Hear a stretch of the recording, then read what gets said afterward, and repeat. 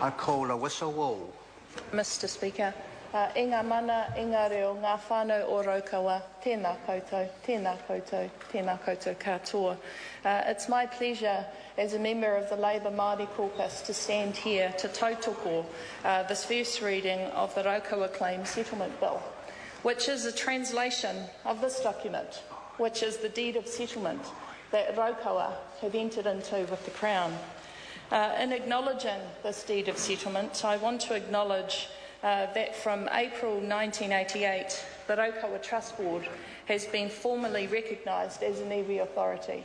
That's incredibly important in this process, as we all know, because that entity was then recognised by the Crown as Raukawa's mandated entity to enter into what is a treaty settlement process for Raukawa. Today is an end of that journey in some respects for Raukawa, and so I acknowledge that.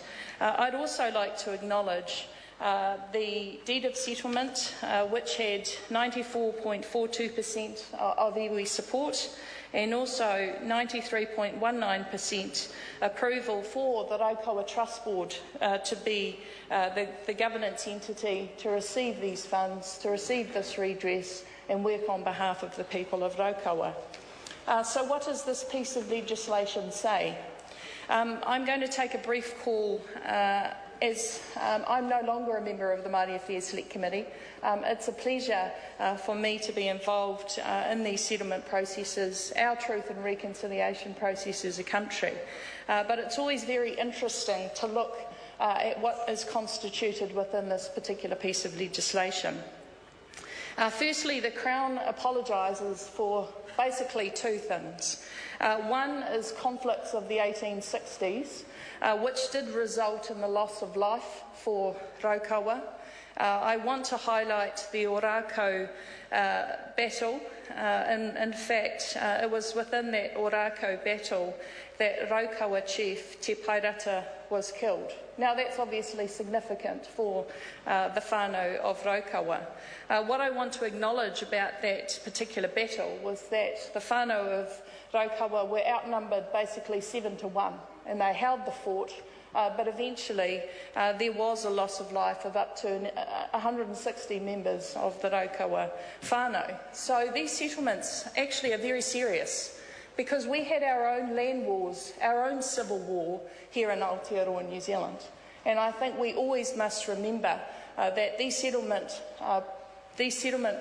pieces of legislation are a formal acknowledgement of the loss of life in our own country through our own land wars, and we must never forget those.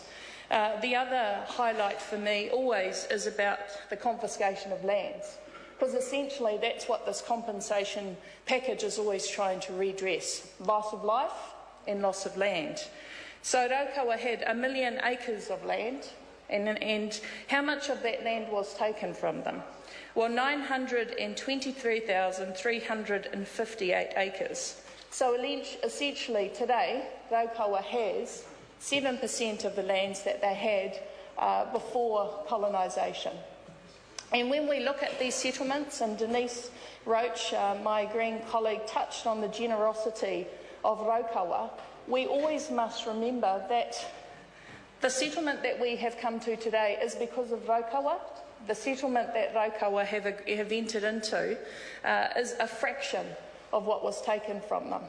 And that's what we always should record here in the House through the treaty settlement process, Mr Speaker, is that ethic of generosity that all iwi have engaged in allowing us to come to a place of peace, but also allowing Raukawa to come to a place of getting some of their assets back, working those assets on behalf of their 30,000 members. The other part of this piece of legislation I want to highlight is the cultural redress, and my colleague Claudette Hauiti has outlined some of those, but I particularly want to focus on the place name changes, because for me this is about the whakapapa of Raukawa.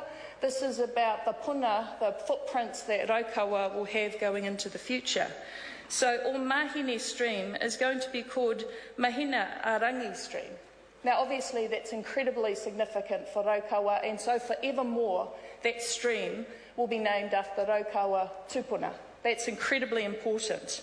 There are two unnamed historical sites, the confluence of Mahina Arangi stream with Waiomo stream, and it's to be called Whatawhata. Again, incredibly significant for Raukawa whānau.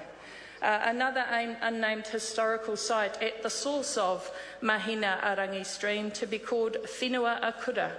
So what's in a name, whānau? A lot.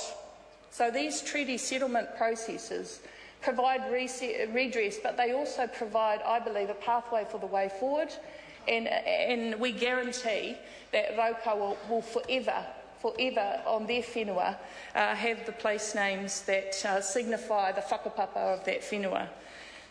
Finally, Mr Speaker, I just want to talk a little bit again about the financial and commercial redress. So $52 million essentially for 923,358 acres of land. On today's term, I haven't done the maths today about what an acre is worth within the whenua of Raukawa, but what I want to always record on the record is the position of myself as part of the Labour caucus in being incredibly, how can I say, there's a lot of gratitude that we have for Māori, for our iwi in the settlement process, for allowing us as a nation to move forward positively. All I can say as a Member of Parliament is thank you to Raukawa. Thank you for your ability to enable us as a nation to move on.